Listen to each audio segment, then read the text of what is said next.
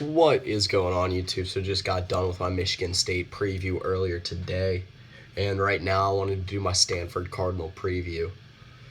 So, recap the format I'll be doing for this. I'll go through my three key players first, and then my two X factors, the trap game, biggest game, and my overall record prediction for Stanford. So go ahead and start with the first key player, and I don't know if it could be obvious enough, but Christian McCaffrey, the all-everything back for Stanford. I'm not going to talk too much about him because I'm assuming if you're watching this preview, you know he's probably the best player. Well, not probably, is the best player on this team. And one of the best players in college football. A lot of people consider him the best. So it's not really going to be him that Stanford is going to be relying on to give them that extra push. I mean, he's going to be great. I'm sure there's no doubt about that, barring injury. I think he's going to compete for a Heisman once again, if not win it. It's everything around him. So, get on to my second key player, and I got Keller Christ and Ryan Burns. If you ask my personal opinion, I think Keller Christ will win the starting spot. This is the first time since 2012 that Stanford has had uncertainty at quarterback. They've had Kevin Hogan or Andrew Luck manning that position for quite a long time. I mean, obviously, Andrew Luck dating back even further than 2012. I have more belief in Keller Christ than I do in Ryan Burns. Both of them are bigger quarterbacks with stronger arms, but also, from what I've heard, a little bit of accuracy issues. But it's hard to tell until they actually get in a game because I believe they only have 10 reps in a game between the two of them. Maybe 10 attempts, yeah. So that's going to be one of the biggest things this year. Having Kevin Hogan last year definitely had his best season in college. They're going to need a quarterback to step up again this year. So my third key player is Solomon Thomas, the defensive end and best returning player on defense for Stanford. They're going to have to rebuild a defensive line that will be losing a lot of players. And honestly, a pretty inexperienced defensive line at that. They have one senior coming back, and I believe it's Peter Kalambai. That sounded retarded. Either way, he will be playing at the outside linebacker spot. Probably will be getting a lot of looks at like rushing the passer.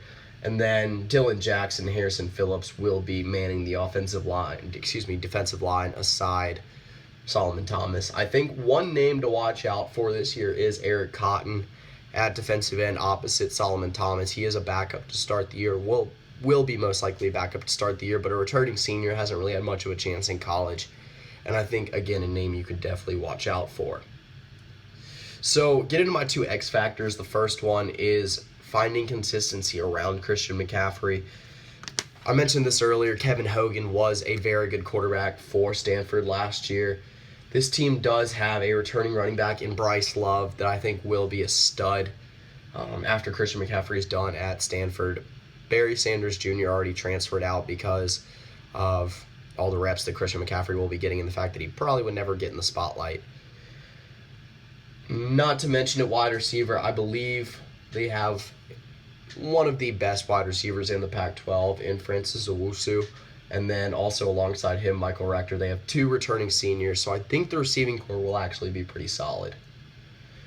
The offensive line also has no player younger than a junior starting, so if nothing else, they do have at least a little bit of experience returning along the offensive line, and Dalton Schultz is definitely no slouch at tight end either. So my second X factor is to see if the new starters along Stanford's defense can step up. I mentioned a few names earlier. I think Eric Cotton's a name to watch out for. When you're looking in the secondary, not a whole lot of returning experience. Elijah Holder and Terrence Alexander will most likely be starting at corner. And then you got Justin Reed and Dallas Lloyd at safety. I believe Dallas Lloyd will be the heart and soul of this Stanford secondary. Like I said, they lose a lot of talent on both sides of the ball, but they do have some of the better returning skill players, not only in the Pac-12, but in the country as a whole. I think that Keller stepping up is going to be huge if he can do that. And then a few players stepping up on defense to be leaders. Like I said, Solomon Thomas and Dallas Lloyd, I think, will have to be huge for Stanford this year. So get into my trap game for Stanford, and I believe it will be UCLA. This might sound a little weird because UCLA is one of their biggest games to begin with. I think this is a very winnable game for UCLA. They get it at home. This is a UCLA team that will most likely have a much better quarterback than whoever Stanford has starting this year. They also have their running back is no slouch. So Jamabo is a very good running back. Now I definitely do believe that Stanford will be the favorite heading into 2016, not even for the Pac-12 South, but just for the Pac-12 in general and for this game. But they can't overlook this game. Obviously, it comes in a very, very tough stretch of games. Their first, I believe, 6 games of the season, their easiest game is Kansas State at home, which is not an easy game at all. They have USC, UCLA, and Washington on the road, and then Washington State at home, and then they have to go to Notre Dame. So overlooking a game like UCLA is very possible. They could be very tired, very battered, very bruised. They only have one bye week between all those games, and it is a very tough schedule, no doubt. So my biggest game for Stanford, I said it for the team when I did their preview, and I'm going to say it again, and it is the Oregon Ducks. I think it will be between Oregon and Stanford for the Pac-12 North. I said it earlier that Stanford was in the Pac-12 South. I don't know why I said that. Anyway, I do believe that Stanford is the favorite for the Pac-12. Like I said, the Pac-12 North for sure. Oregon, I think, will prove to be a tough test in the Pac-12 North this year.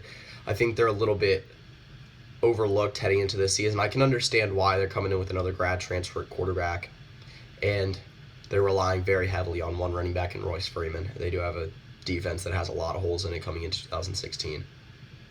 But this is an Oregon team that down the stretch was very good last year and actually beat Stanford last year. So this is a game that Stanford cannot overlook at all. It will be a very important game if they want to not only win the Pac-12 but go to the college football playoff. So talk about my record prediction for Stanford, and I think it will be a very similar season to 2015, and I think they will go 12-2. Just looking outside the college football playoff. I think it is just too tough of a schedule for this team with how little they return experience-wise on both sides of the ball, with how much talent they lost from last year. And this is a team that has to play Cal on the road, Arizona on the road, Notre Dame on the road, Oregon on the road, Washington on the road, UCLA on the road, and then even at home, they still got to play Wazoo, USC, Kansas State. It's a tough schedule. There's no doubt about that. It's very easy to get caught up and overlook a team, and then even if they get through that, they got to go to the Pac-12 championship game and then also a bowl game. I do still think they will be eventual Pac-12 champions. If you saw my Pac-12 preview, then you saw that I thought that. But also, it will be an extremely tough season, especially considering the personnel they have returning. So that pretty much does it for my Stanford preview. I will be coming back tomorrow with a few more previews. I do not have my list with me right now, so I can't tell you which ones those will be. If you do want to see which ones those will be, check out my college football team previews video. It does have the entire list of previews that I will be doing before the season starts. I believe this puts me at about 18 or 19 team previews. Maybe not that many. I'd have to go back and look. Anyway, that pretty much does it. See ya.